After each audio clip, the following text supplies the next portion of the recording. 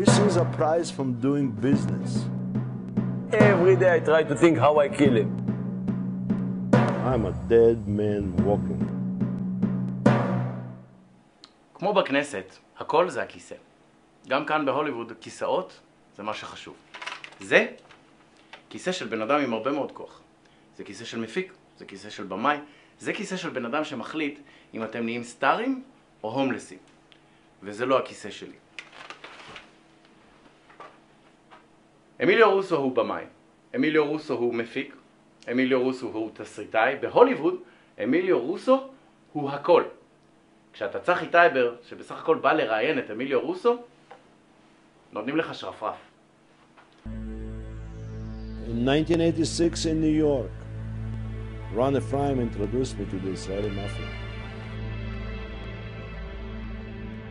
It was a bunch from a hardcore Jewish Israeli criminal.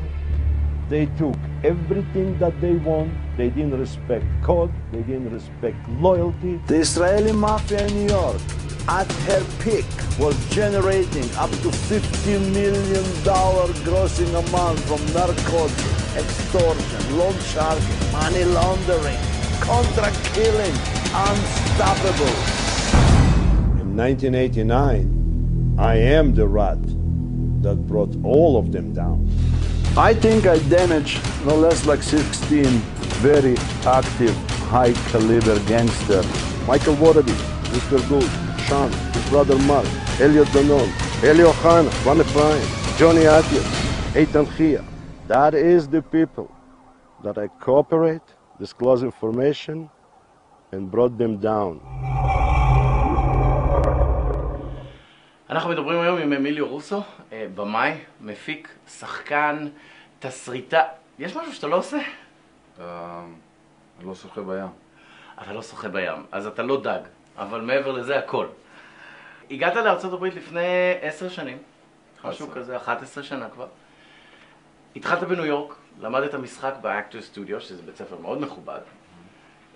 ואז, כמו הרבה שחקנים, התגלגלת ללוס אנג'לס, והתחלת להפיק סרטים, לביים אותם. עשית גם כמה תפקידים.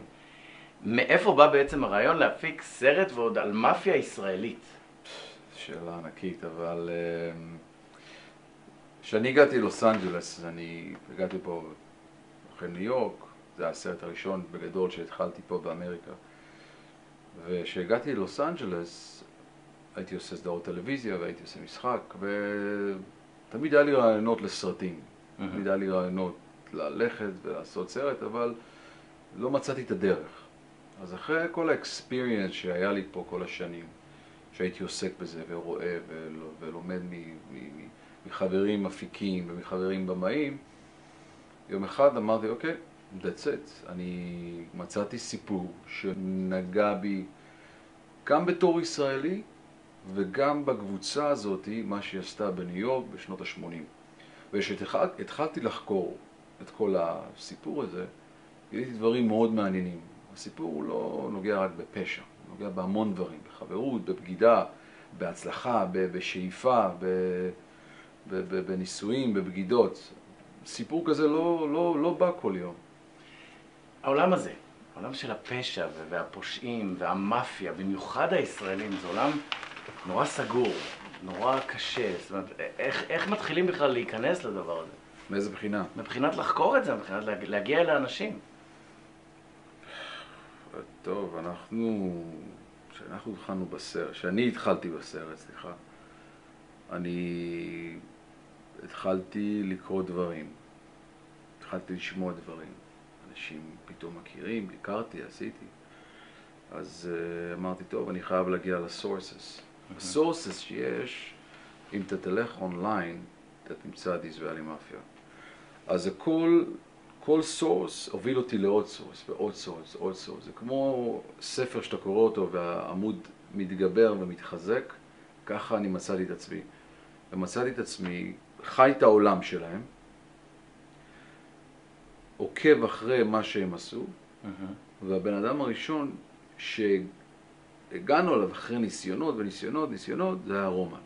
שזה היום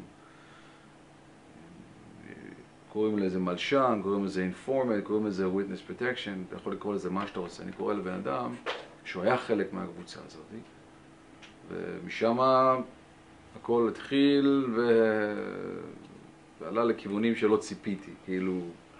אתה הצלחת להגיע אל רומן גונן, שהוא עד מדינה בעצם, שהוא ב-witness protection, שהוא אף אחד לא יודע איפה הוא נמצא. ואתה מצליח להגיע אליו, איך אתה מצליח לשכנע את הבן אדם לדבר?